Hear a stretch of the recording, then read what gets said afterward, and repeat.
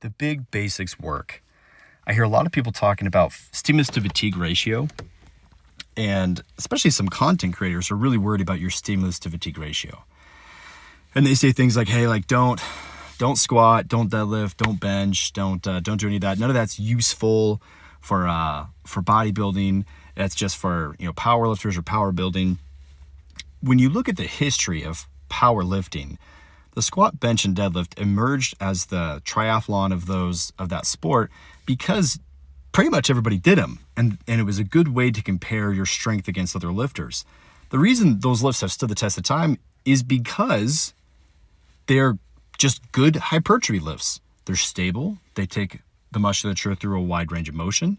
They use a lot of musculature. They're very, very loadable. They have good resistance profiles. They do a great job of building most of the musculature in the entire body. Now, I will say they're not magical lifts. They're not mandatory lifts.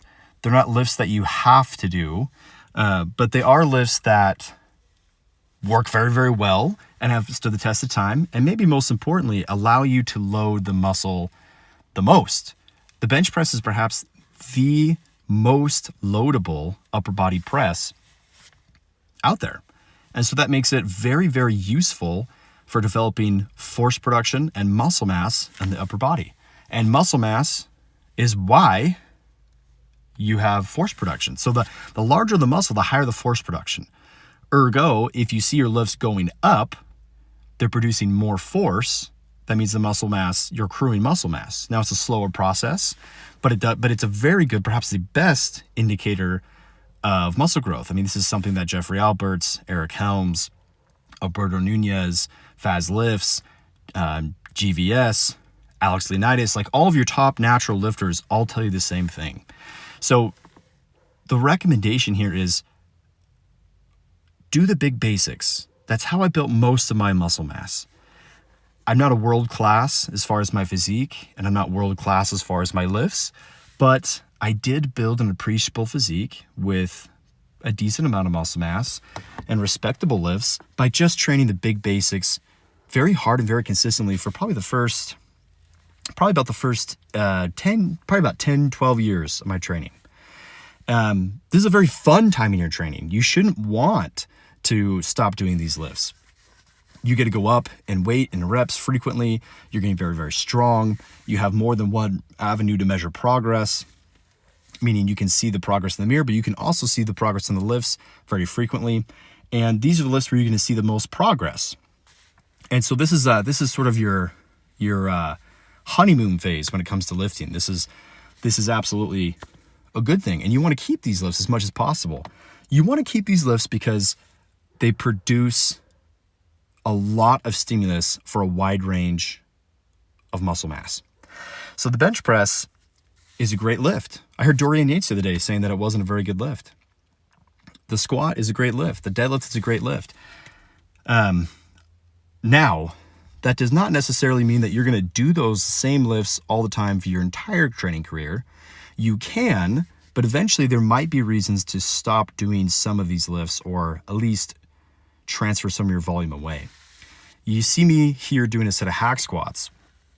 It is hard to replicate, at least safely, the kind of intensity on a barbell squat that you see me doing here in a hack squat.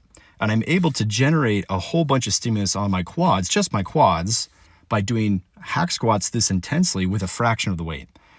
High bar squats done heavy tend to kind of bother my knees. I had an injury on my right knee a couple years ago, and so they tend to kind of bother my knee. And when I'm doing 4 plates aside for sets of 10 or 12, it kind of makes more sense to save my knees and do something that does not require so much loading. So that might be the case, but if that wasn't the case, I'd still be doing lots of high bar squatting. There's plenty of people that do that. So there's no good reason to move away from the big basics. The big basics to me are obviously your squat, bench, deadlift, but also your overhead press, your barbell rows, your pull-ups, your chin-ups, your dips, and then just basic accessory movements like your basic barbell curl, your basic skull crusher, your basic lateral raise. If you just did those exercises and got really, really strong at them in your first 5 to 5 to 10 years of training, you would build most the muscle mass that you're ever going to have, just like I did. And that's a great way to do it. That's probably the most efficient way to do it. Now, as you become more advanced, you're going to notice that some of those lifts don't grow the target muscle as well as others. So for me, the bench grew my chest a lot better than a barbell row grew my traps. And I'm paying for that now, not having recognized that imbalance earlier, because I was dogmatic about my training.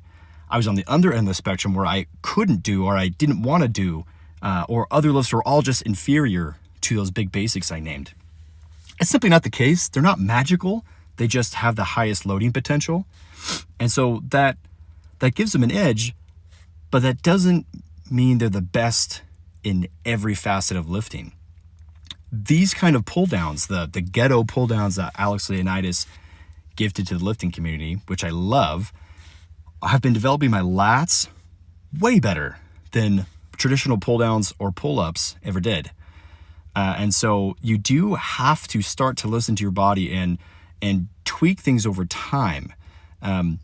You're not necessarily going to see the best growth later on with just a barbell bench for your chest. This is where other accessory movements for hypertrophy's sake come into play. But the problem I see is how often we discard the big basics because they're heavy. That's the reason. That's not a bug. That's a feature. Lifts being big, basic, heavy allows you to overload them sooner. And when overloading on the bar is one of the best indications that hypertrophy has occurred, given similar technique, having lifts that are the easiest to overload makes them a more sensitive metric or measuring tool for the hypertrophy in the target muscle. Now, you do reach a point where adding any weight or any reps to a lift takes a very long time and a lot of hard work. And so they kind of stop being such a good metric anyway. And so at that point, you might start thinking a little bit differently about your training. You might start thinking about, how is that really stimulating the muscle? And can I change my technique? Can I change my exercise selection to get more stimulus in that muscle with less general fatigue, that sort of thing? But that's really not a huge concern until later. You really don't need to worry so much about fatigue. You don't need to worry so much about training big, hard, and heavy. This is what's going to build most of your muscle mass. So please don't fearmonger, don't panic, don't worry about the fatigue. Just go and train hard the big basics, get stronger at them for a long time.